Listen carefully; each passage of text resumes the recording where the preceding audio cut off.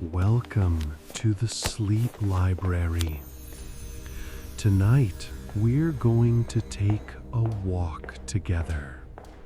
A slow, quiet walk through a library. But this isn't just any library. This is a conceptual space. A place that exists in the mind, where every book ever written rests on shelves that extend beyond sight, where silence is so complete it becomes almost tangible, almost a presence of its own. Close your eyes if you haven't already. Let your shoulders drop. Unclench your jaw if it's tight. Let your tongue rest gently in your mouth. There's no destination we need to reach tonight. No particular book we must find. We're simply going to wander together through these quiet halls. You don't need to remember any of this. There's no test tomorrow. No quiz on which section we visited or what books we saw. Just let these words wash over you like gentle waves.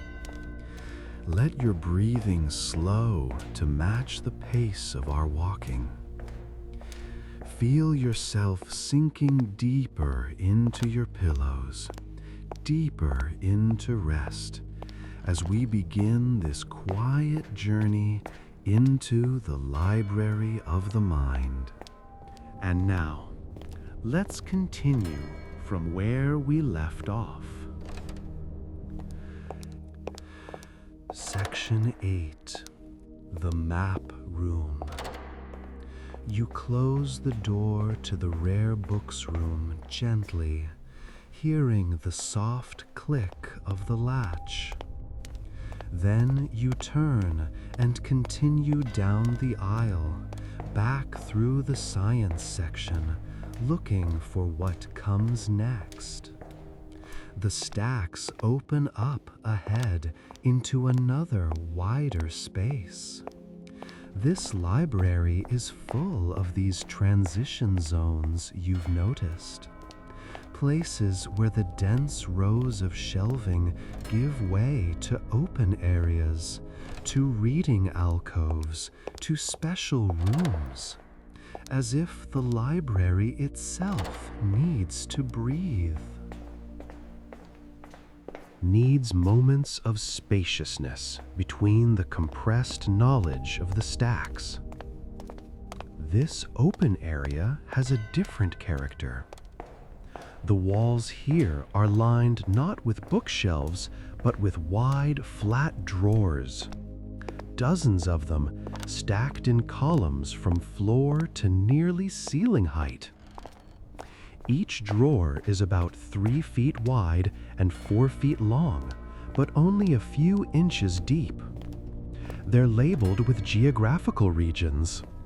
North America, political; South America, topographical; Europe, historical; Asia, trade routes; Africa, colonial period.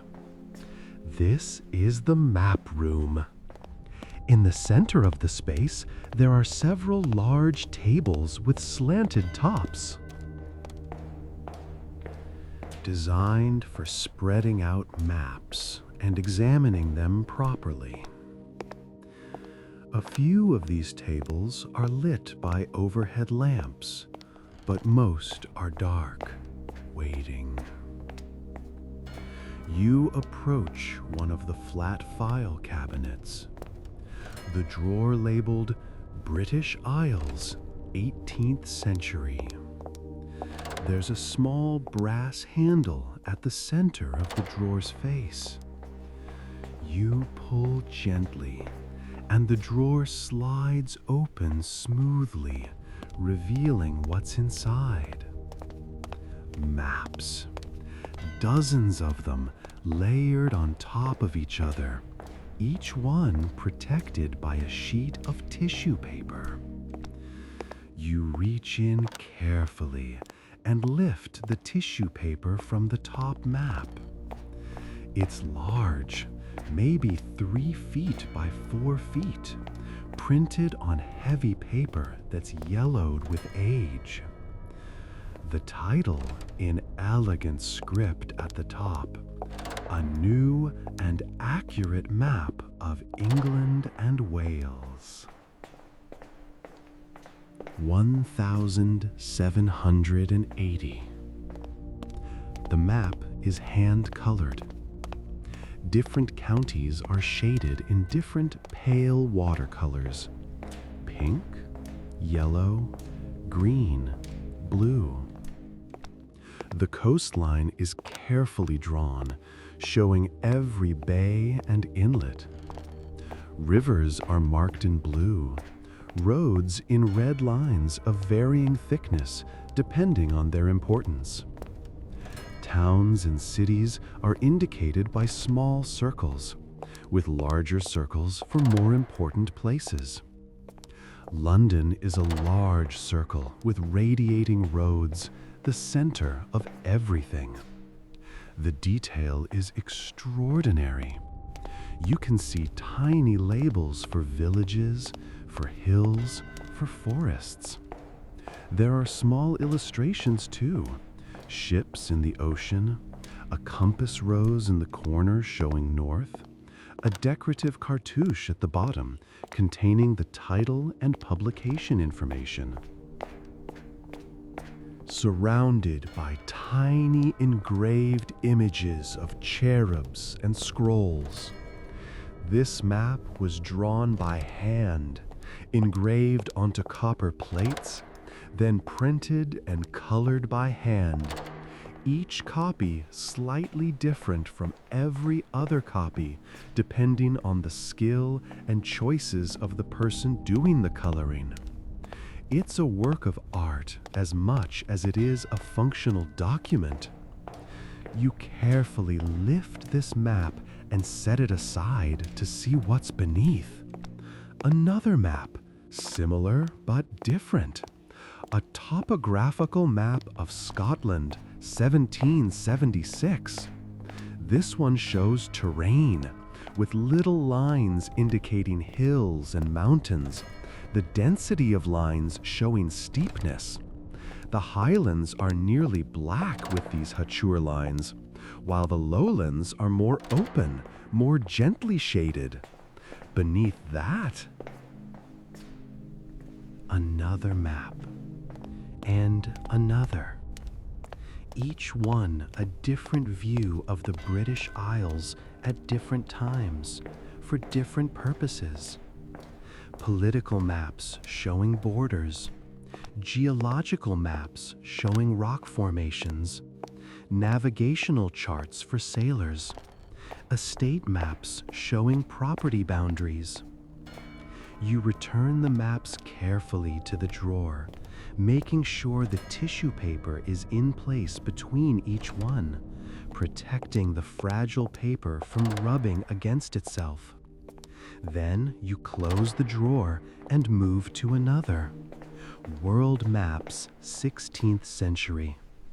You open this drawer with particular care.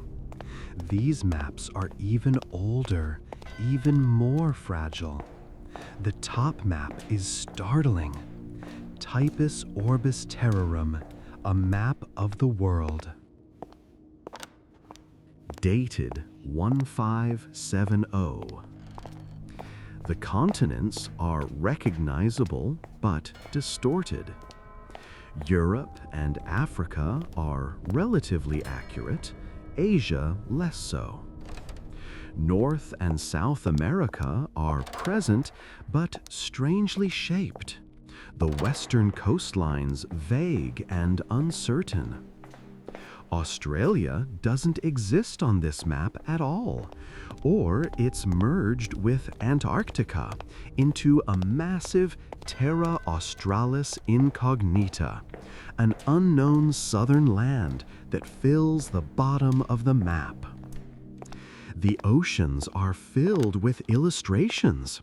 Ships with billowing sails, sea monsters with scales and teeth, cherubs blowing wind from the corners of the map. These aren't just decorative. They're telling a story about what the world was believed to be like, what dangers and wonders it contained. Looking at this map,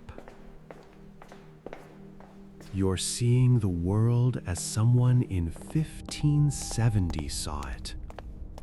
A world still being discovered, still mysterious, still full of blank spaces that mapmakers filled with imagination and speculation. You close that drawer and open another. Africa, 19th century. The maps in this drawer tell a different, darker story.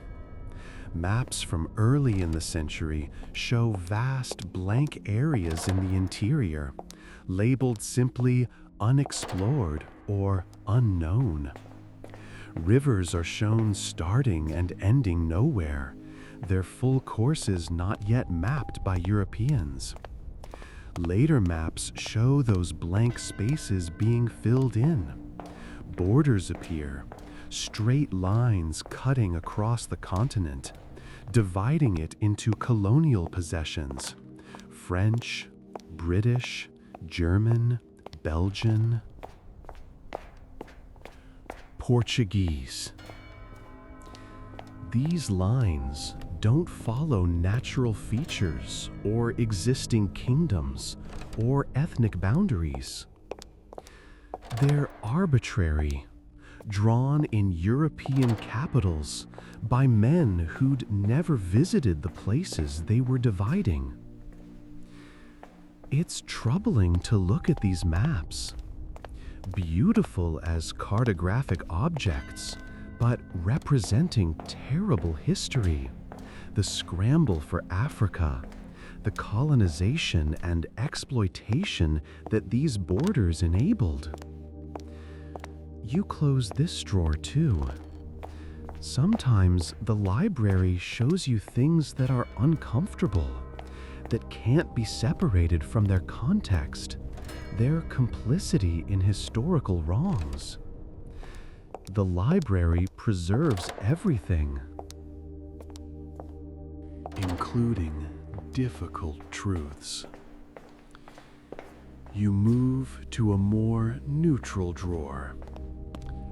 Ocean currents and wind patterns. These maps are all blues and greens and whites. The land masses are simplified into silhouettes, barely there. What matters here is the water, the air. Arrows show the direction of ocean currents, the Gulf Stream carrying warm water from the Caribbean to northern Europe, the Humboldt Current running cold along the South American coast. Other arrows show prevailing winds, the trade winds, the westerlies, the polar easterlies. There's something soothing about these maps. The movement they show is constant, reliable.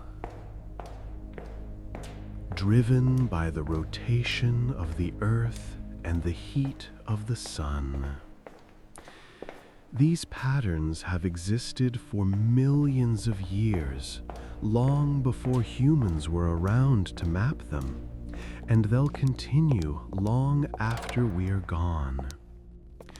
You find yourself just standing here, looking at these maps, following the arrows with your eyes, tracing the circulation of ocean and atmosphere, around and around, cyclical, perpetual, dependable.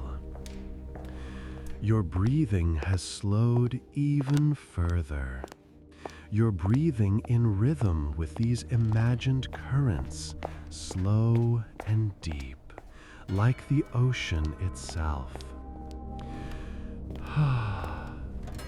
There are more drawers, more maps. Historical maps showing empires rising and falling, borders shifting through time. Celestial maps showing constellations, the paths of planets. The structure of the heavens as understood in different eras. Fantasy maps from fiction, Middle-earth and Narnia and Earthsea. Imaginary geographies that feel as real as any actual place. But you don't open any more drawers. You've seen enough.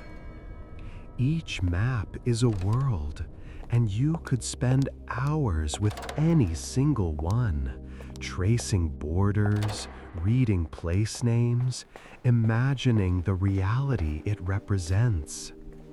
Instead, you just stand in the center of the map room, surrounded by these drawers full of flattened worlds, and let yourself feel very small.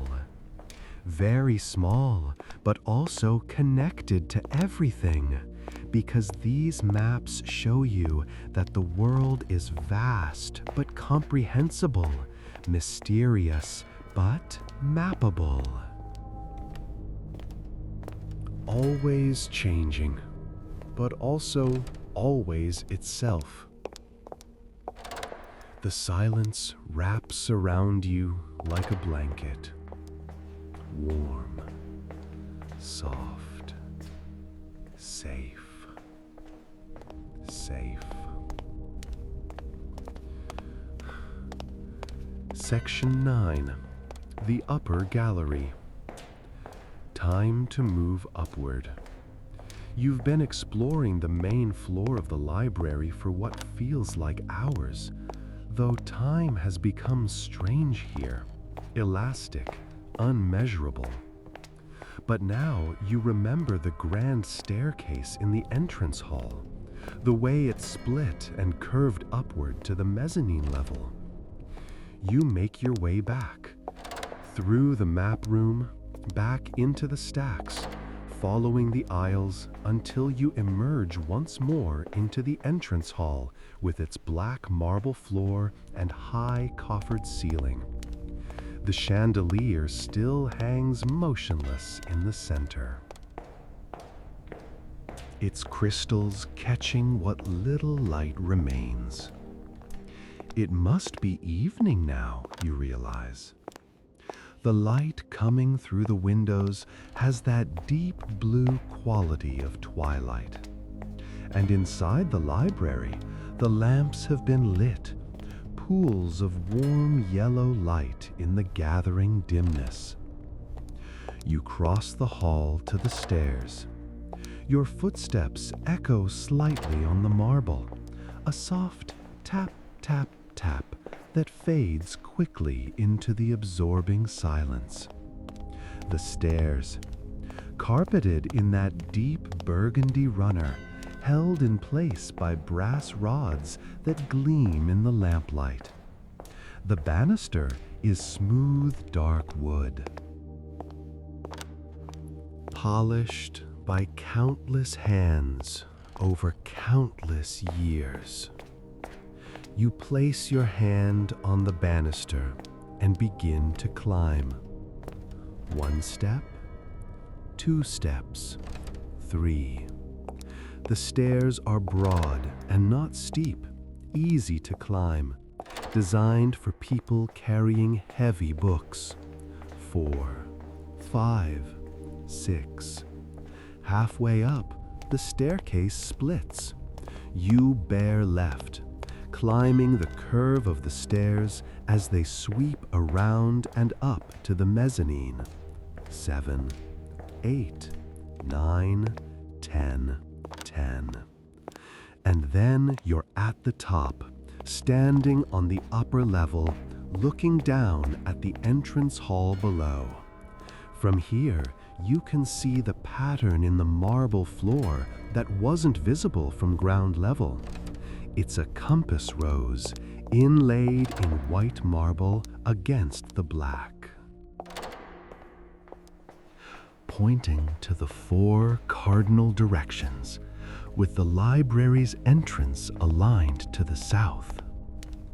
The mezzanine runs around 3 sides of the entrance hall, creating a horse-shaped gallery with a brass railing at the edge.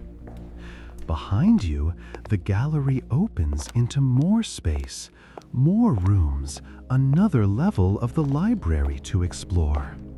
But first, you pause at the railing and just look. You can see the reading room from here through its archway. The rows of tables with their glowing lamps, the figures bent over books. You can see down the corridor that leads to the stacks, that maze of shelves where you spent so much time wandering. Everything looks different from above, smaller, more comprehensible. The view gives you perspective. Literally and figuratively. All that time wandering through the stacks, you felt immersed, surrounded, sometimes almost lost in the density of books. But from here, you can see the structure, the organization, the way it all fits together into a coherent whole. You turn away from the railing and continue into the upper gallery. The space here is different from below, more intimate. Instead of long vistas and grand rooms, there are alcoves and nooks, small reading areas tucked into corners. The ceiling is lower too, maybe 10 feet instead of 30, creating a sense of enclosure that's cozy rather than claustrophobic. The shelves here hold different kinds of books. You're not sure how to characterize them at first. But as you walk along, browsing the spines, you begin to understand. These are the books about books. Literary criticism, book history, bibliography, the theory and practice of reading and writing, books about the novel as a form, books about poetry and how to read it, books about the history of printing, the evolution of the book as a physical object from scroll to codex to ebook, books about libraries themselves, the history of how humans have collected and organized knowledge. You pull one out. The Library, a World History by several authors. It's a large format book, more horizontal than vertical. Filled with photographs and illustrations. You open it and flip through. Images of the Library of Alexandria, or rather, artists' reconstructions, since no one knows exactly what it looked like. Medieval monastery libraries with their chained books and reading desks. Renaissance libraries in Italy with their ornate decoration and classical architecture. The British Library, the Library of Congress, the Bibliothèque Nationale de France. Modern libraries with millions of volumes and digital collections. Every civilization that achieved writing also created libraries, places to gather texts, to protect them, to make them accessible. The impulse to preserve and share knowledge seems to be universal, cross-cultural. Fundamental to what it means to be human. You close the book and return it to the shelf. Further along the gallery, you find a small reading nook. It's set into a recessed alcove, barely 6 feet wide and 8 feet deep. There's a single chair, upholstered in worn green velvet, with a tall back and wide arms. Beside it, a small table holding a lamp, brass with a green glass shade, like all the lamps in this library, already lit, casting its warm circle of light. The alcove has a window, the only window you've seen on this upper level. It looks out onto, you're not sure what. It's too dark now to see clearly. Perhaps a courtyard? You can see the vague shapes of trees, the suggestion of a garden, but the details are lost in the twilight. The chair looks incredibly inviting. You've been walking for hours, and while you haven't felt tired, the library has a way of suspending the usual physical sensations of fatigue and hunger and thirst. The sight of this chair, this quiet reading nook, makes you suddenly aware that you could sit. You could rest. But not yet. There's more to see, and you want to see it all before you settle. You continue around the gallery. More books, more alcoves, more small reading spaces. Some are occupied, those ghost-like figures again, sitting quietly, reading. Utterly absorbed in their own worlds. You pass them at a distance, not disturbing them, not even really looking at them directly. They're part of the library's furniture, part of its atmosphere. At the far end of the gallery, you find another staircase. Narrower than the grand staircase in the entrance hall, more utilitarian. This one leads up again to a third level. But you don't climb it. Not now. Some instinct tells you that upward is not the direction you need to go. You've seen enough. You've wandered through enough sections, examined enough books, absorbed enough knowledge and beauty and history. It's time to find a place to rest. Section 10. The Deepening Silence. You turn back. Retracing your steps along the gallery. Back past the alcoves and reading nooks. Back past the shelves of books about books. Your footsteps are silent on the carpet that runs the length of the gallery. The brass railing on your left reflects the lamplight in golden gleams. You're moving more slowly now.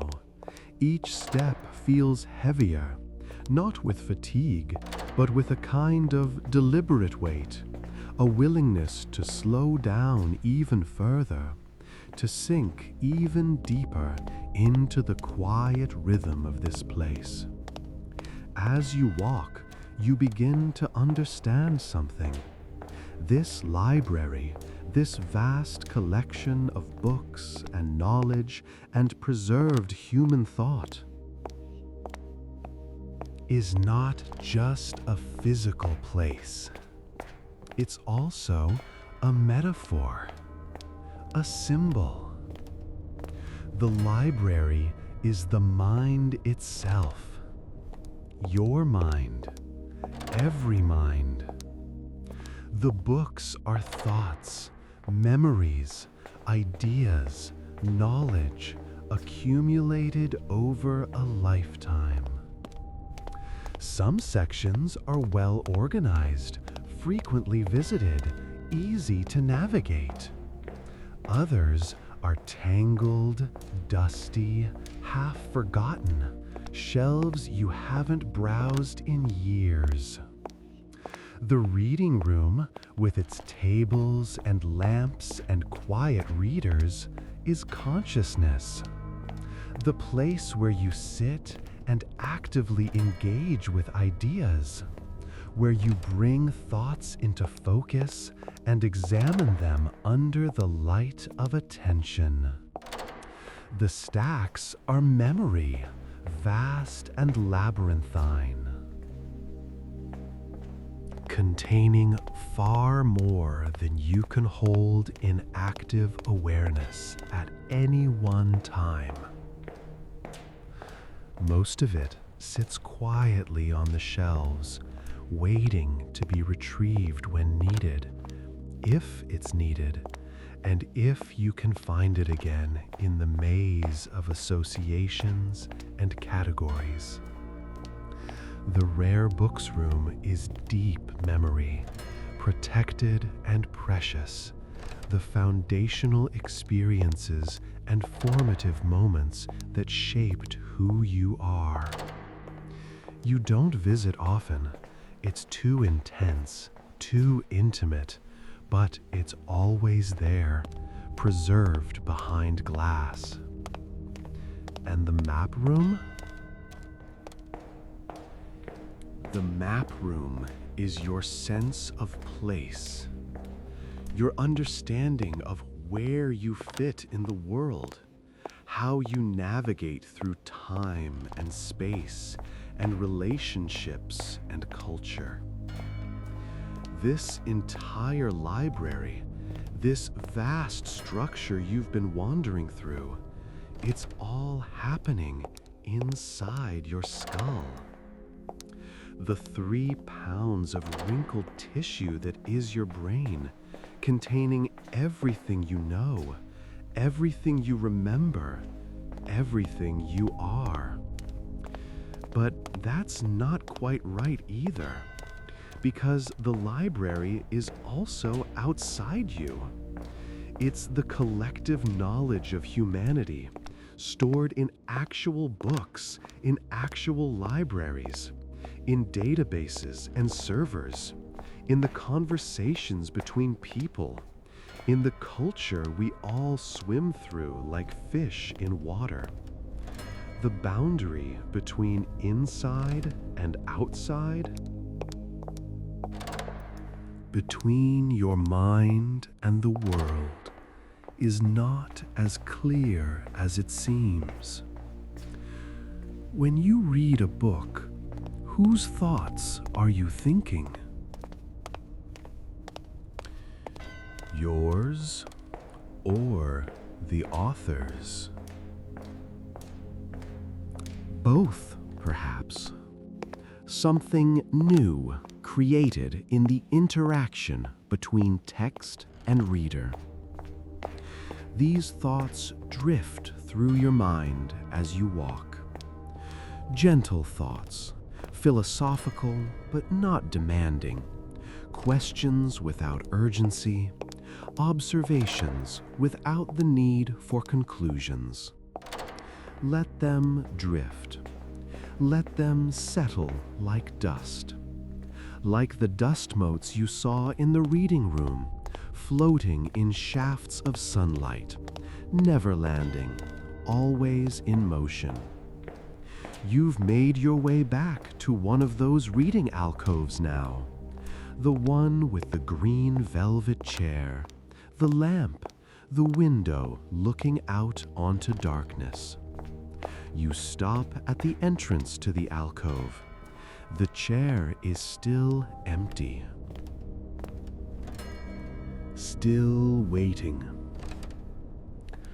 The lamplight still pools golden on the small table. This is the place. You can feel it. This is where your journey through the library ends, or rather where it pauses, where it transforms into something else. You step into the alcove. You turn and lower yourself into the chair. The velvet is soft, worn smooth by years of use, conforming to your shape as you settle into it. The chair back supports your spine. The arms support your arms. Your feet rest flat on the floor. You're sitting in the perfect position for reading. But there's no book in your hands. No book needed. You're not here to read. You're here to rest. The lamp beside you creates a small island of light in the gathering darkness. Beyond the circle of its glow, the alcove recedes into shadow. Beyond the alcove, the gallery. Beyond the gallery, the library. Beyond the library, the city. Beyond the city, the world. But all of that is distant now, irrelevant. Here, in this chair, in this pool of light, you are safe. You are held. You are home. The silence is complete. Not empty silence, but full silence. Silence that contains everything. All the books you've seen, all the knowledge they hold, all the voices of all the authors who wrote them, all the readers who've read them. All of it, present but quiet, resting, waiting. Your breathing has become so slow it's barely perceptible. In, out, in, out. The boundaries of your body are softening. You're still aware of sitting in the chair, but the edges where you end and the chair begins are becoming unclear. You're merging with the chair, with the library, with the silence. Let yourself merge. Let yourself dissolve into this moment, this place, this perfect stillness. There's nothing you need to do, nowhere you need to be, nothing you need to remember or figure out or decide. Just this, just sitting, just breathing, just being present in this library of the mind, surrounded by the accumulated knowledge and beauty and strangeness of human civilization. All of it quiet now, all of it at rest. Section 11. The Periodicals Archive. Your eyes remain closed as you sit in the green velvet chair. The lamplight creates warm patterns against your eyelids, but something calls you back, gently. A whisper of curiosity, not yet satisfied. There's more to see, just a little more. You open your eyes slowly. The alcove is exactly as it was. The lamp still glows. The window still shows darkness beyond. But you're not quite ready to settle yet. Not quite ready to let go completely. You rise from the chair with effort, your body protesting slightly, wanting to stay sunken in that perfect comfort. But you stand, steady yourself, and step back out into the gallery.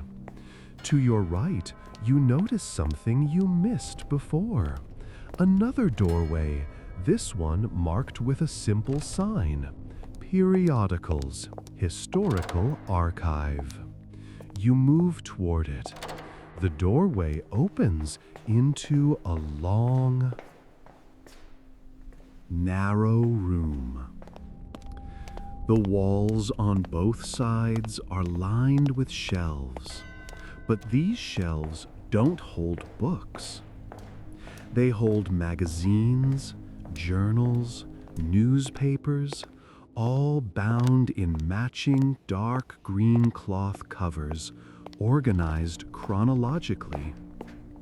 You approach the nearest shelf and read the spine of one volume. The Atlantic Monthly, January-June 1887. Beside it, July to December 1887. Then the full year of 1888, 1889, 1890. The volumes march forward through time, year after year, decade after decade. You pull out the 1887 volume and open it carefully. The pages inside are brittle, yellowed to a deep cream color. The printing is dense, 2 columns per page, with small serif type that was standard in that era. The first article you see is titled "The New England Village in Winter." You scan the opening paragraph. There is a peculiar quality to the silence that settles over a New England village when the first true snow of winter has fallen. A silence not merely of sound, but of motion, as if the entire landscape has agreed to pause, to hold its breath, to wait for spring. The prose is ornate, elaborate, nothing like the concise style of modern magazine writing. Sentences wind on for lines and lines, clause after clause, taking their time, assuming the reader has time. All the time in the world. You close that volume and select another. Harper's Magazine, 1923. You open to a random page and find yourself looking at an advertisement. A full-page illustration in black and white showing a woman in a cloche hat, smoking a cigarette, looking sophisticated and modern. The text reads, "For the woman of taste and distinction, Lucky Strike cigarettes." It's toasted. Strange to see now, this advertisement for something we know is harmful, presented as aspirational, as sophisticated. But in 1923, they didn't know. Or perhaps they were beginning to suspect, but the knowledge hadn't solidified yet, hadn't become common wisdom. You flip through more pages. Short stories by authors whose names are still known. Scott Fitzgerald, Dorothy Parker, Sinclair Lewis, Articles about jazz, about flappers, about the roaring 20s in full swing. None of these writers aware that the Great Depression was only 6 years away. The magazines are time capsules, each one capturing not just the events of its moment, but the texture of that moment, the advertisements and fashion and concerns and blind spots. You move forward in time. The 1930s, magazines filled with New Deal programs and Depression-era stories. The 1940s, dominated by war. Life magazine from 1944, filled with photographs from the European and Pacific theaters, the faces of soldiers staring out from the pages, young men who would be in their 90s now if they survived, or long dead if they didn't. The 1950s, prosperity and conformity, and the beginning of the Cold War. Advertisements for automobiles with tail fins, for new suburban houses, for television sets. Articles about the space race, about nuclear families, about the American dream visualized in two-car garages and backyard barbecues. The 1960s, and everything begins to fragment. The magazines reflect this. Coverage of civil rights, of Vietnam, of the counterculture, of assassinations and protests and moon landings. The certainty of the previous decade dissolving into questions, into movements, into rapid social change. You're walking slowly along the shelves now, just letting your eyes scan the years. 1970s, 1980s, 1990s, 2000s. The magazines become more colorful, the photography more sophisticated, the layouts more dynamic, but also more ephemeral somehow, more disposable, less like documents and more like products designed to be consumed and discarded. Near the end of the room, you find something unexpected. A section devoted to newspapers, but not bound volumes, individual newspapers, preserved in large flat boxes, each one protected in acid-free tissue paper. You open one box carefully. Inside is a copy of the New York Times from April 15th, 1912.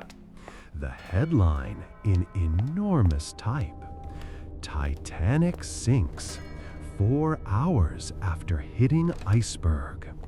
860 rescued by Carpathia. Probably 1,250 perish. Ismay safe. Mrs. Astor, maybe. Noted names missing. The paper is fragile. The pages separating slightly at the folds where they've been creased for more than a century. You don't unfold it, that would risk damage, but you can see enough. The subheadlines, the columns of text, the few small photographs. This newspaper was printed the day after the Titanic sank. People bought it on street corners, read it over breakfast, absorbed the news of the disaster as it was still unfolding, before the final death toll was known, before the inquiries and investigations, before it became history. For them, It was simply today's news, tragic but immediate, not yet mythologized. You close the box reverently and look at the others. November 12, 1918. Armistice signed. End of the war.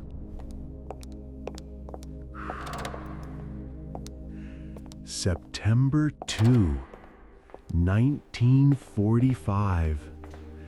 Japan surrenders.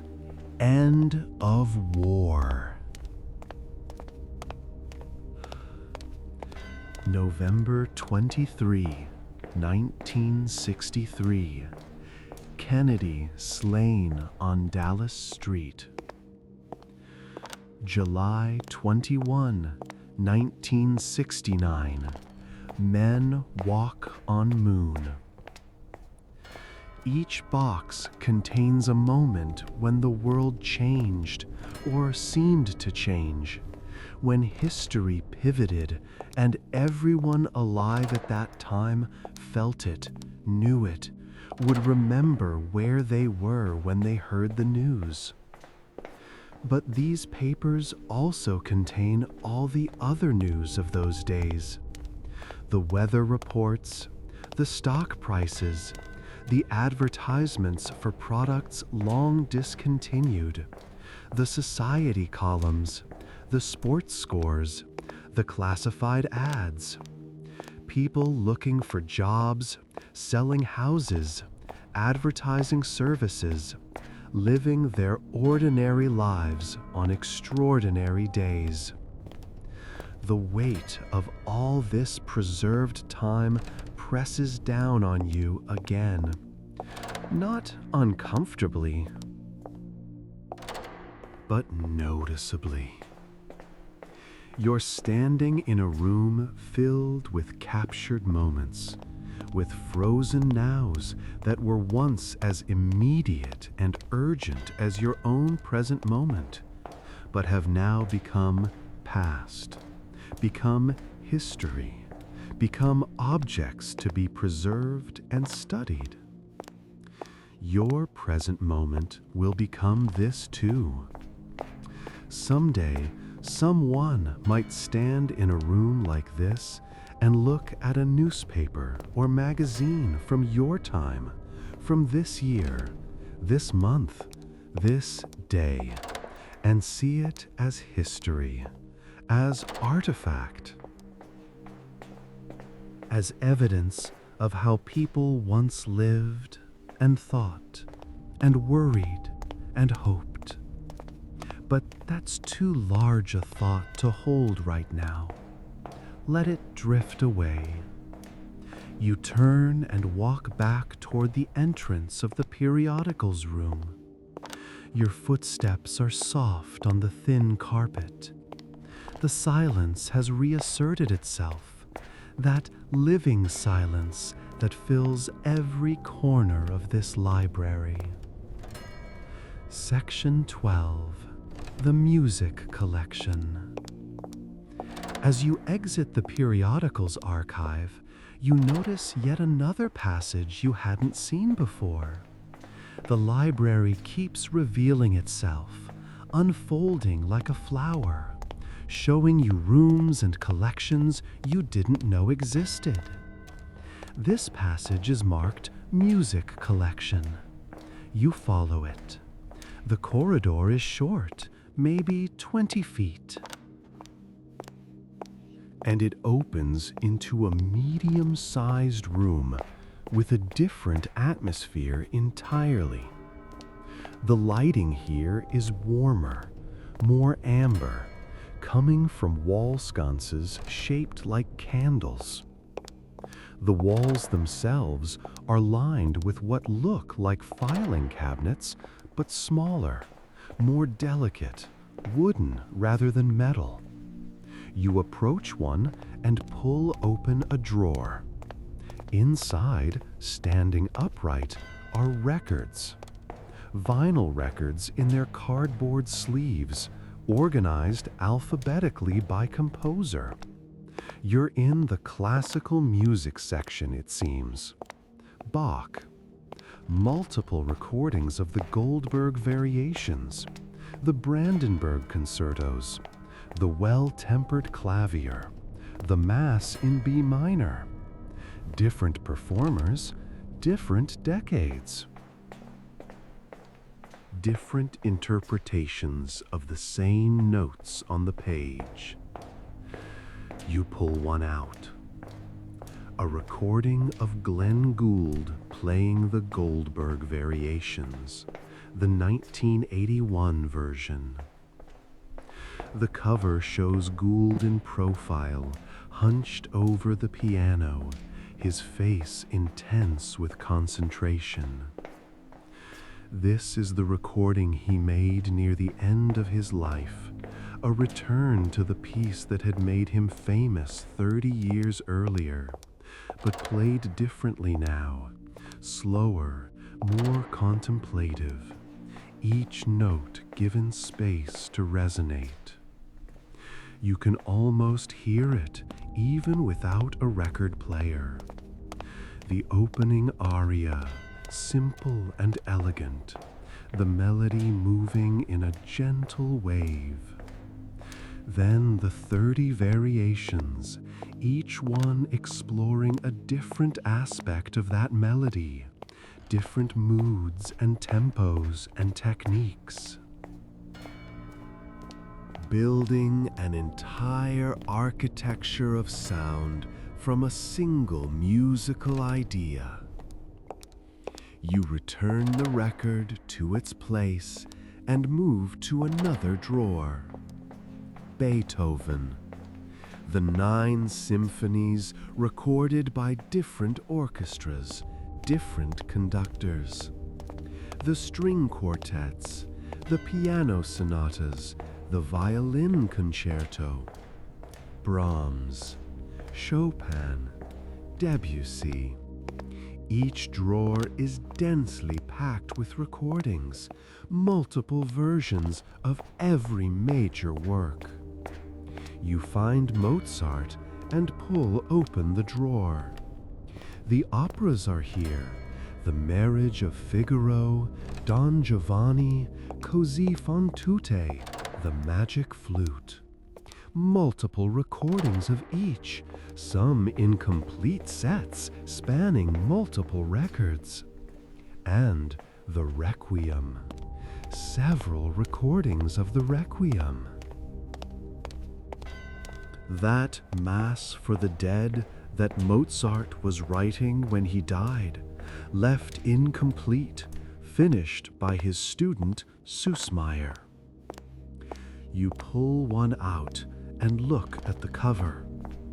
A Baroque church interior, all marble and gold, empty of people. The Requiem is music for letting go, music for mourning and acceptance. The Dies Irae, with its urgent, insistent rhythm, the terror of Judgment Day. But then the Lacrimosa, that heartbreaking movement, the weeping, the sadness, and beneath the sadness, a kind of peace, a resignation to mortality. You're not listening to it now, but you can hear it in your memory if you've heard it before, or you can imagine it if you haven't. The voices singing in Latin, the words asking for mercy, for light eternal. For rest. You close your eyes for a moment, just breathing. Imagining music filling this room, filling the library, filling the silence with organized sound, with deliberate patterns of rhythm and melody and harmony. When you open your eyes, you move to a different section, jazz. The drawers here hold names you might recognize: Louis Armstrong, Duke Ellington, Billie Holiday, Charlie Parker, Miles Davis, John Coltrane, Thelonious Monk. You pull out a Miles Davis record, Kind of Blue, the 1959 album that many consider the greatest jazz album ever made. The cover is simple, Miles Davis in profile, playing trumpet, rendered in blue tones. Modal jazz, they call it. Built on modes rather than chord progressions, giving the musicians more freedom to improvise, to explore, to find new melodies in the moment. So what? Freddie Freeloader, Blue in Green, all blues. Songs that feel simultaneously relaxed and intense. Music that breathes, that leaves space, that doesn't need to fill every moment with sound. Perfect music for this library. Music that understands silence, that uses silence, that makes silence part of the composition. You return the record and keep browsing. There's a section for folk music. Pete Seeger, Joan Baez, Bob Dylan's early acoustic albums. Songs about struggle and hope, about workers and travelers. About the common experiences of ordinary people. A section for ambient music and minimalism. Brian Eno's Music for Airports, designed specifically to be ignorable, to create atmosphere without demanding attention. Philip Glass, Steve Reich, composers who found beauty in repetition, in slow change, in patterns that evolve gradually over time. A section for international music, Indian ragas, Japanese shakuhachi flute music, West African drumming, Gregorian chant, musical traditions from around the world, each one developing its own systems of pitch and rhythm, its own aesthetic principles, its own ways of organizing sound and silence. In the center of the room, there's a listening station, a comfortable chair, a small table, a record player with headphones. You could sit here and listen to anything in this collection. Immerse yourself in music for hours. But you don't. Not now. The silence is too precious. The music is present in potential, in the grooves of these records, in the possibility of listening. But for now, the silence is enough. Music and silence are not opposites, you realize. They're partners. Music emerges from silence and returns to silence. The silence between notes is as important as the notes themselves. Without silence, there would be no music, just continuous noise. This library understands that. It holds music but doesn't play it, respecting the silence, offering the music as a choice. An option. Something you can access when and if you want it, but never imposing it, never filling the silence uninvited. You stand in the center of the music room, surrounded by thousands of recordings, thousands of hours of music, all of it silent, all of it waiting. And the silence itself feels musical, feels like it has rhythm and texture, like it's a composition in its own right. You turn slowly, taking in the whole room one more time.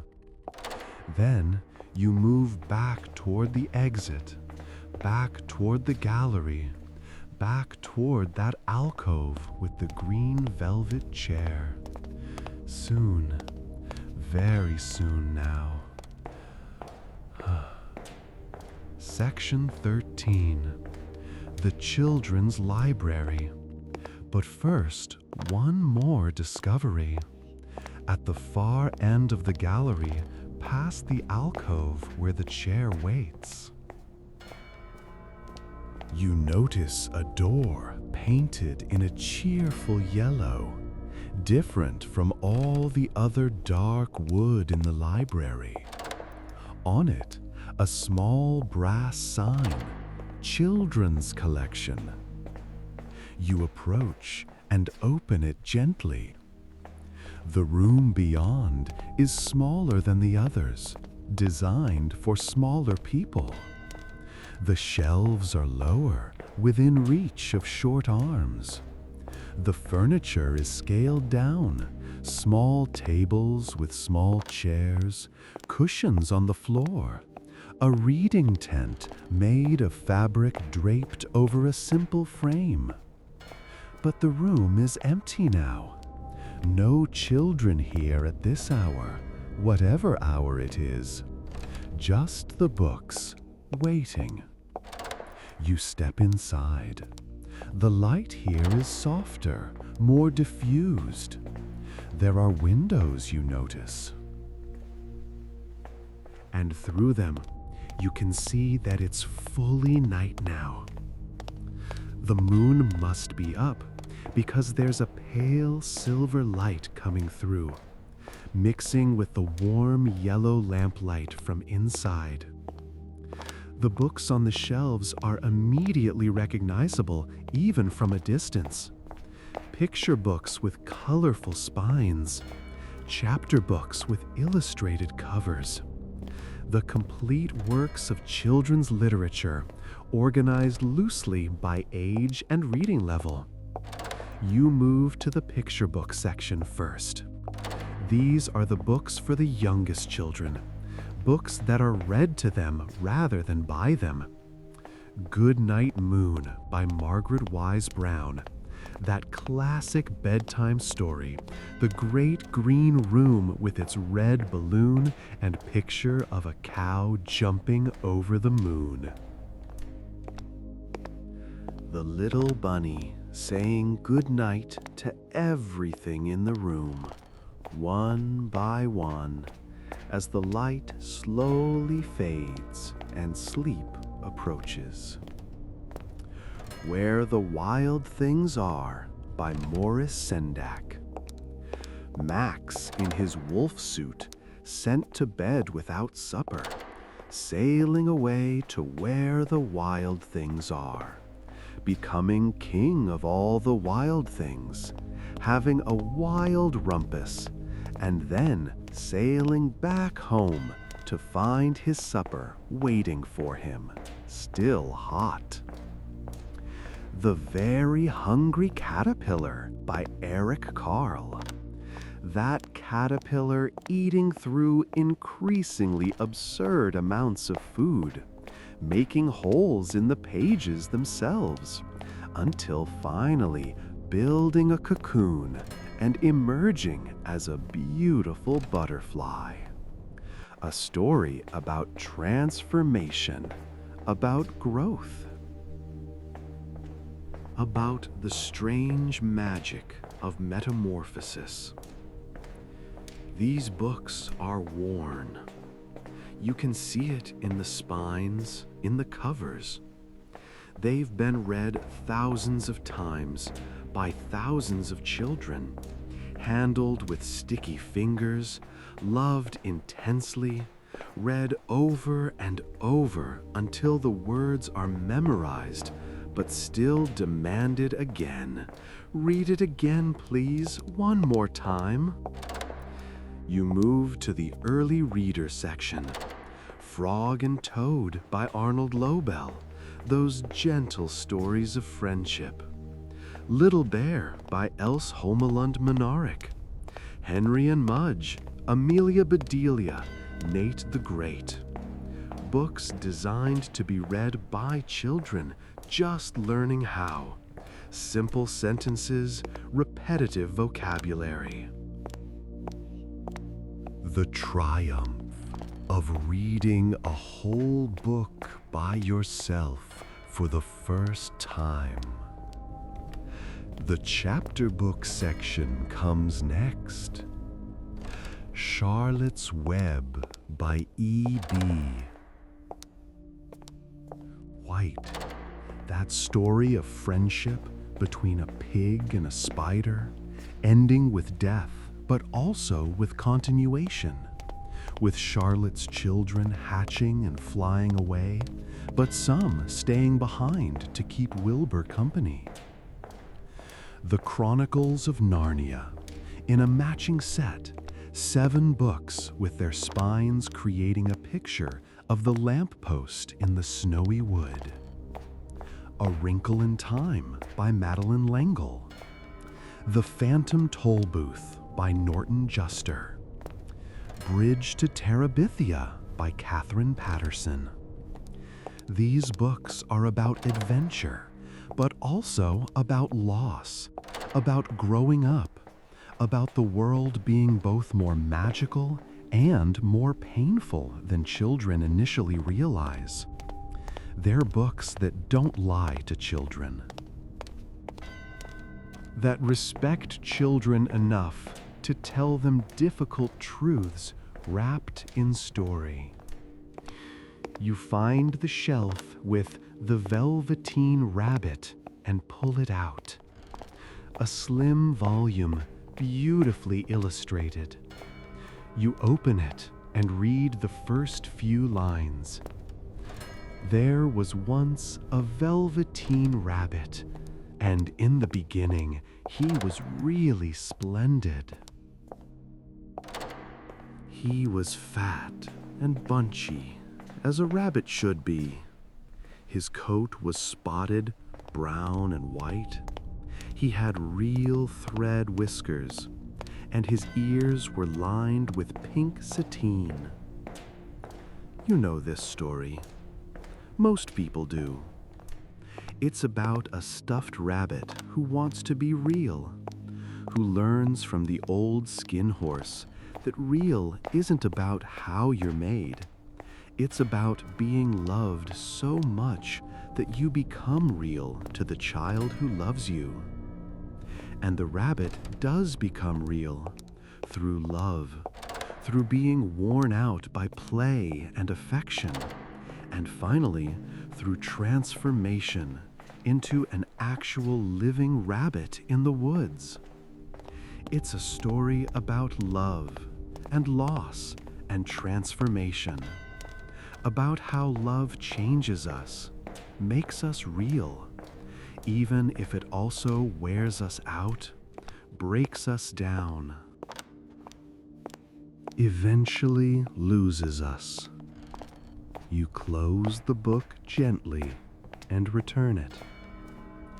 In the corner of the room, there's a rocking chair, adult-sized. This is where parents or librarians would sit to read aloud to children gathered at their feet. The chair is wood, painted white, with a cushion tied to the seat. It looks comfortable, inviting. You walk over to it and sit down. The chair rocks easily, almost by itself, forward and back, forward and back. A gentle, soothing motion. From here, you can see the whole children's collection. All these books, all these stories that children encounter first, that shape their understanding of how stories work, how the world works, what's possible, what's important. Every adult was once read to from books like these. or read them independently, curled up in bed with a flashlight, staying up past bedtime because you had to know what happened next. These books are where it starts. The love of reading, the love of stories, the understanding that there are other worlds you can visit through words on pages, that you're never truly alone as long as you have books. The library preserves these books with the same care as it preserves philosophy and history and science, because these books are just as important, maybe more important. They're the foundation. You rock slowly in the chair, looking at the shelves, at the moonlight coming through the windows, at the shadows and the gentle lamplight.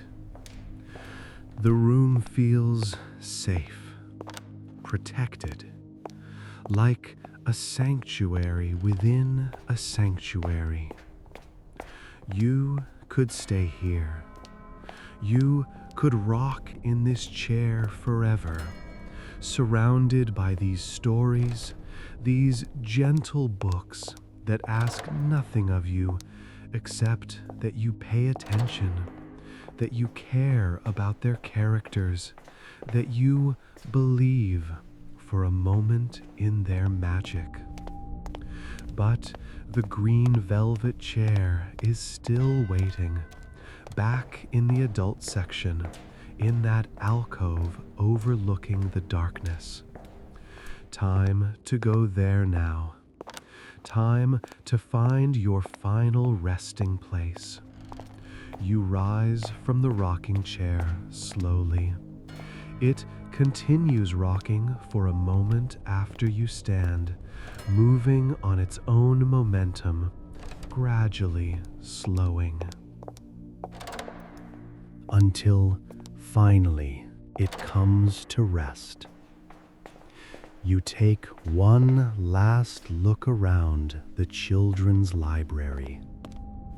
Then you turn and step back through the yellow door, back into the gallery.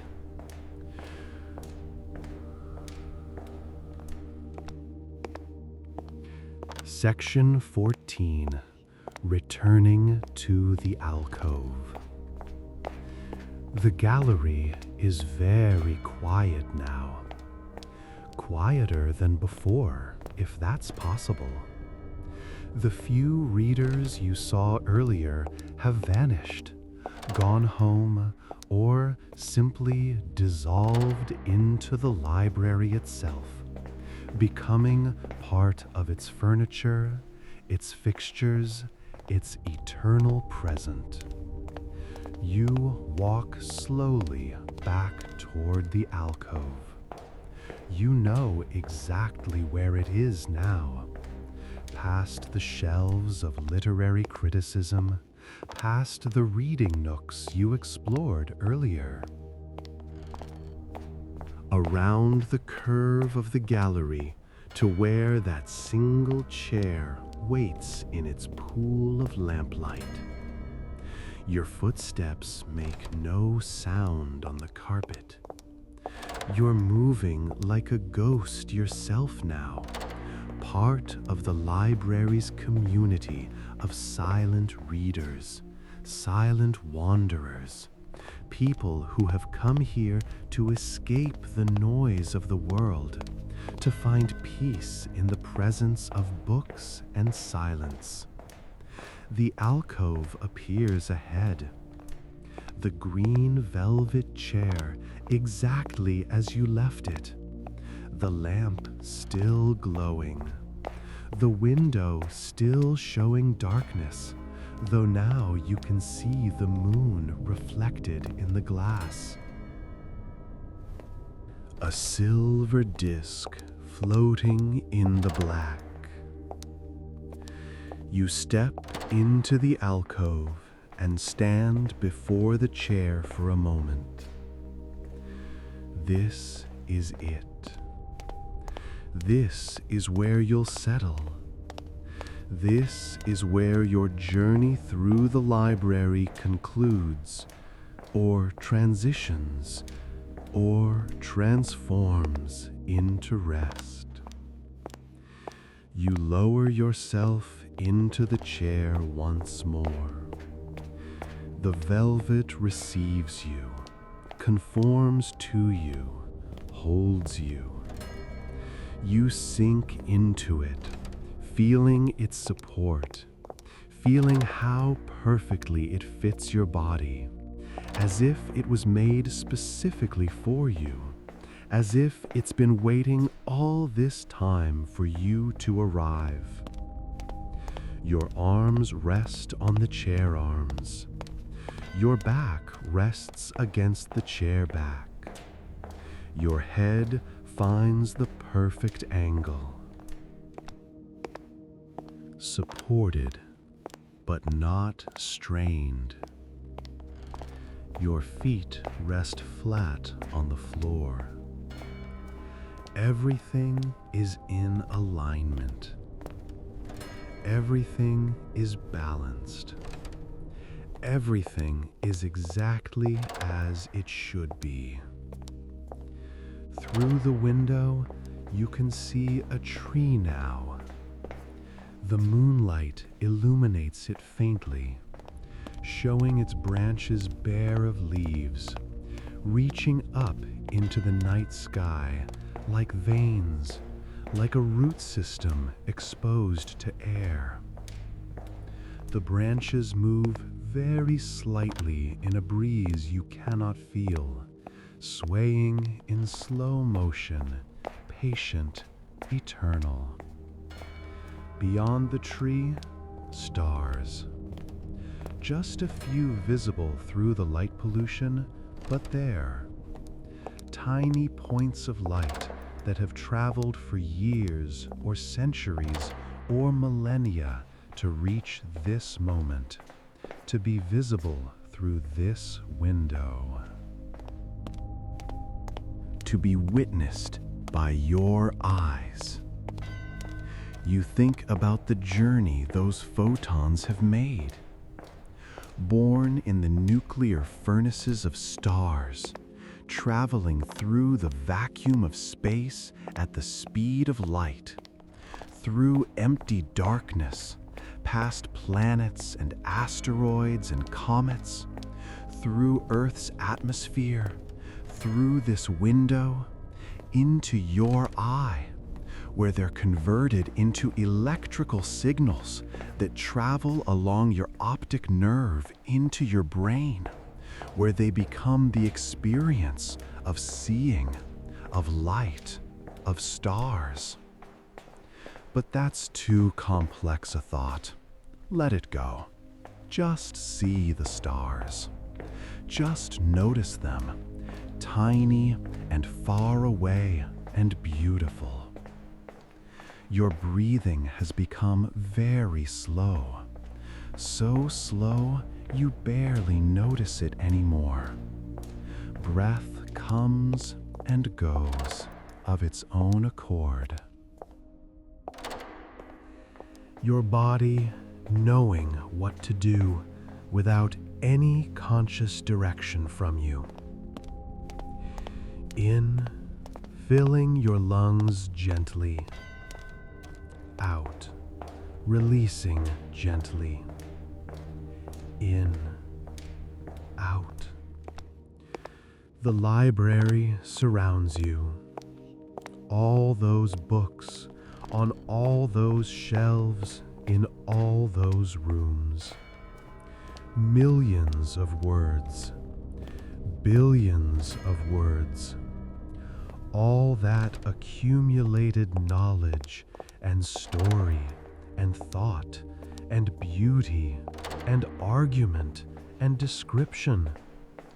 And all of it is quiet now, resting, waiting to be activated by readers, but content to wait, patient in the darkness, the words sleeping on their pages, until someone opens the covers and wakes them, brings them to life through the act of reading. You're part of this now, part of the library, another element in its collection, another presence in its silence. The boundaries between you and the chair are dissolving, between you and the alcove, between you and the library, between you and the night visible through the window.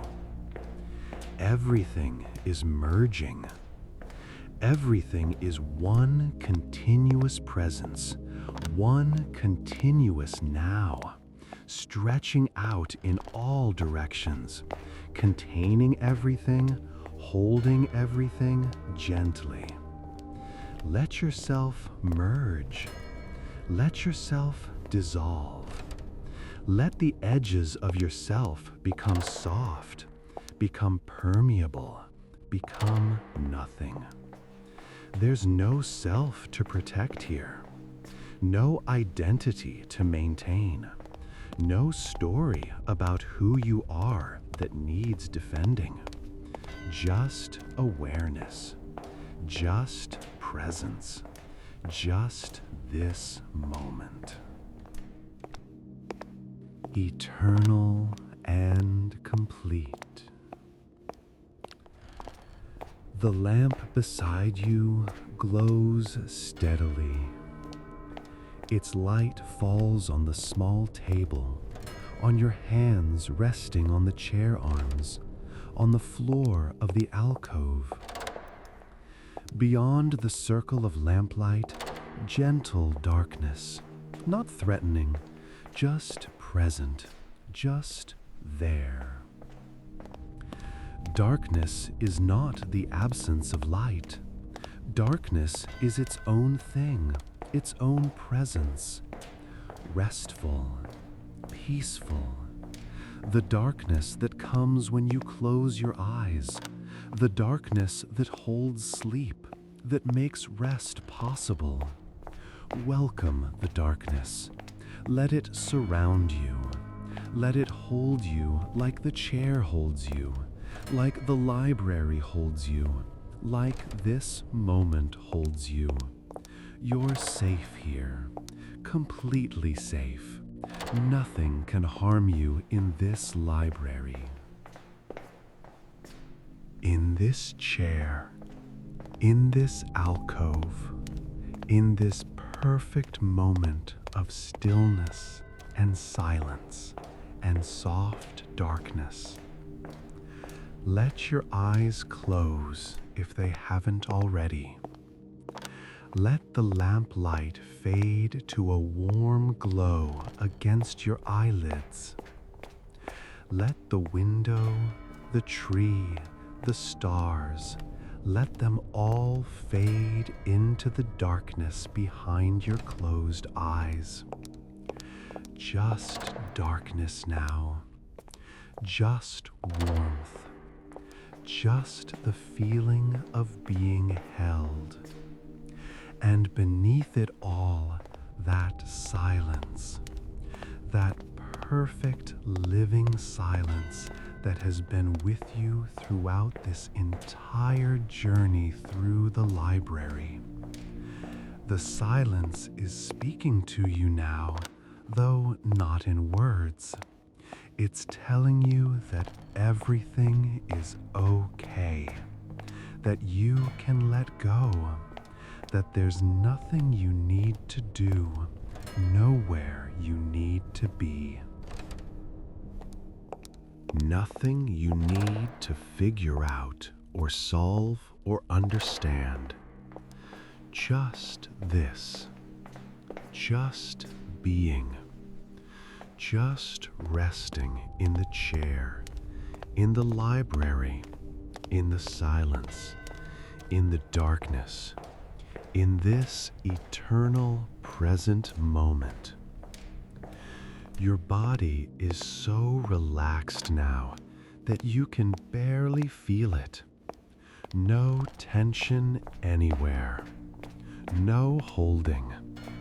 Just softness, just heaviness, just the gentle pull of gravity, keeping you connected to the chair, to the earth, to this place. Your mind is quiet too. Thoughts still arise, probably. Thoughts like, I'm very relaxed, or this is nice, or am I falling asleep? But they're distant, far away, like clouds drifting across a vast sky. You can see them, but they don't affect you. They drift by and disappear, and new thoughts drift in, and they disappear too. And beneath the thoughts, silence. Vast, spacious silence. The silence that was there before you were born and will be there after you die. The silence that holds everything, contains everything, makes everything possible. Rest in that silence. Let yourself sink into it like sinking into a deep pool of perfectly warm water. No effort needed, just sinking, dissolving, letting go. Closing. The library will always be here. You know this now, deeply. Not as an intellectual fact, but as a felt truth. The library is eternal. Not in the sense that this particular building will last forever, but in the sense that what the library represents is eternal. The library is memory. The library is knowledge. The library is the human project of preserving and transmitting everything we've learned, everything we've created, everything we've imagined. As long as humans exist, libraries will exist, in whatever form they take. Physical buildings like this one, or digital clouds of data. Or future forms we can't even imagine yet. The impulse to gather and protect knowledge is fundamental to who we are as a species.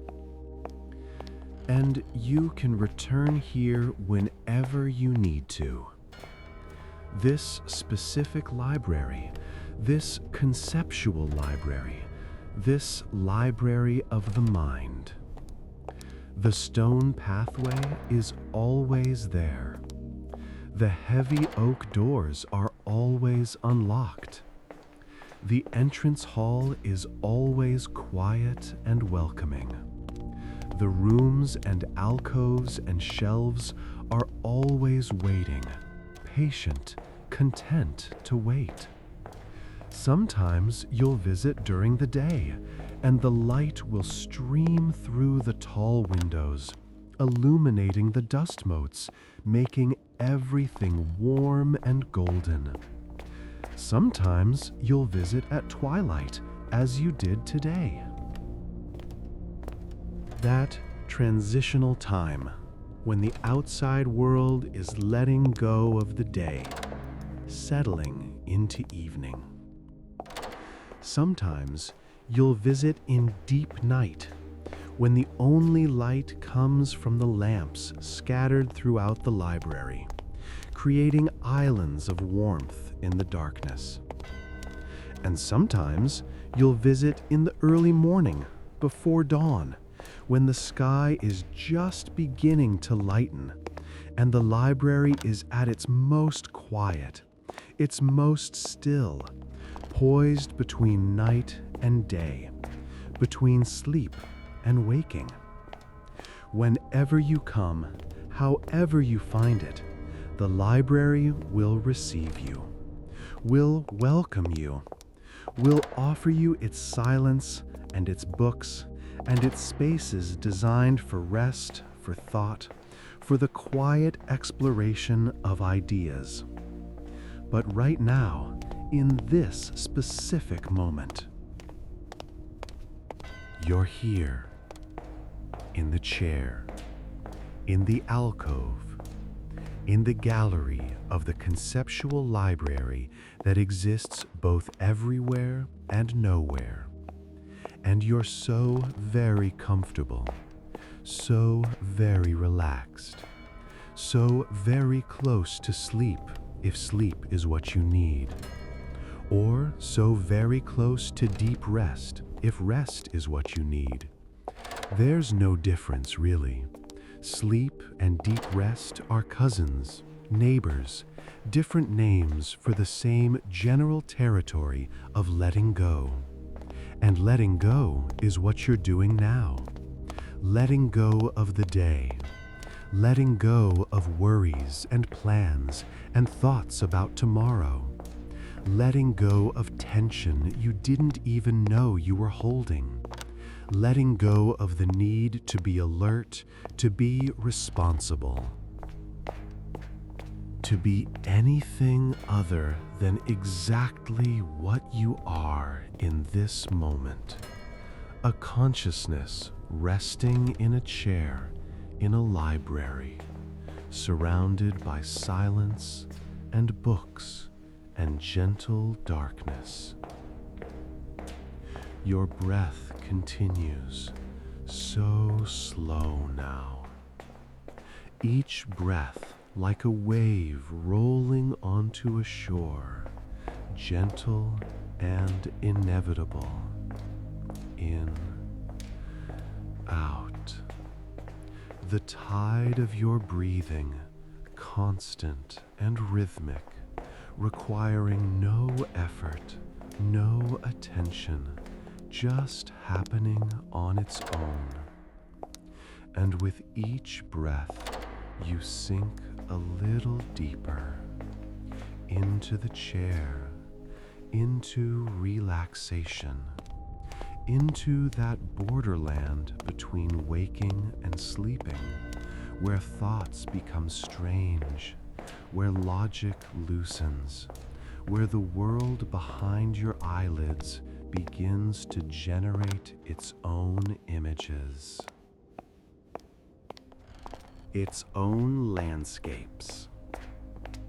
Maybe you see the library still, but a dream library now, shifting and changing, rooms leading into rooms you didn't visit, staircases spiraling up into impossibility, books whose titles shimmer and rearrange themselves when you try to read them.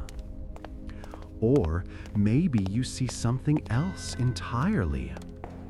Memories from your own life, surfacing randomly, without narrative order. A room you lived in as a child. A face you loved. A place you visited once and never forgot. Images arising and dissolving like bubbles. Beautiful and brief and gone. Or maybe you see nothing at all. Just darkness. Just the gentle static of closed eyes in a dark room. And that's perfect too. That's exactly right. Whatever you're experiencing, let it be. Don't try to control it. Don't try to direct it.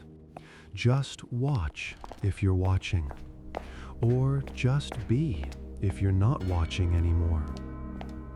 The library continues around you, vast and patient. In the reading room far below, perhaps a lamp still burns, illuminating an empty table. In the stacks, the books stand in their endless rows, their spines facing outward, their pages holding words that no one is currently reading, but that exist nonetheless. Potential meaning waiting to be activated. In the rare books room, the illuminated manuscripts rest behind their glass, their gold leaf still glowing faintly even in the darkness, still beautiful even with no one there to see them. In the map room, the drawers full of flattened worlds wait patiently for someone to open them, to unfold the continents, to trace routes with a finger, to navigate imaginary journeys across paper oceans. In the music collection, the records stand in their sleeves, containing hours and hours of music in their grooves, waiting for the needle, waiting to be turned from potential into actual sound, but content to wait as long as necessary. In the children's library, the picture books rest on their low shelves. The moonlight through the windows falling across their colorful spines, illuminating titles like Goodnight Moon and Where the Wild Things Are. Stories designed to soothe children to sleep, and they're doing that work even now, even unread, their presence itself a kind of lullaby. And here, in this alcove, in this chair, you rest. The final piece of the library, the consciousness that moves through it, that observes it, that gives it meaning through your presence. But you're not separate from the library. You're part of it. You're part of it, just as the library is part of you. The books you've read have become part of who you are, their words and ideas woven into your thoughts, your language. Your way of understanding the world. And this journey tonight, this slow walk through the conceptual library, it's become part of you too. A memory you can return to. A place you can visit in your mind whenever you need it. Whenever the world is too loud, too chaotic, too demanding, you can close your eyes and find yourself on that stone pathway, approaching the library doors, stepping into the silence. This gift is yours now. This place is yours. Keep it safe. Return to it often.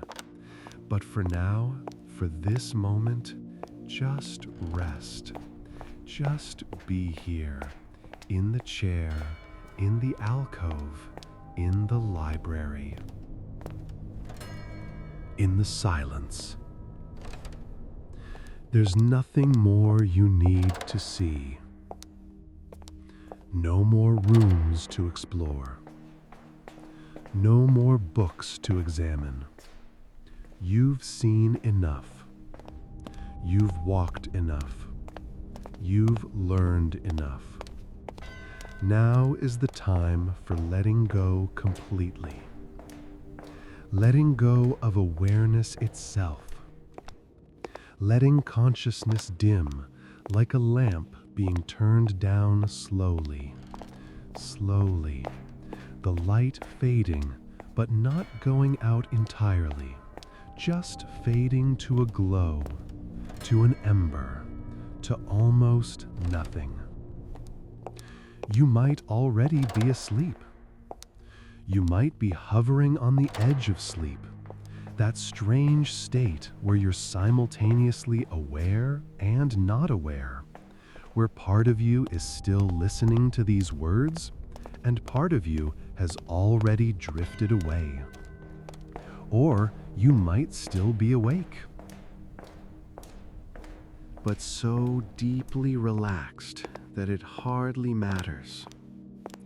This deep rest is its own kind of restoration, its own kind of gift. Whatever state you're in, stay there. Don't try to climb back to alertness. Don't try to analyze whether you're asleep or awake. Just stay in this soft, gentle, comfortable space between. The chair holds you. The library holds you. The silence holds you.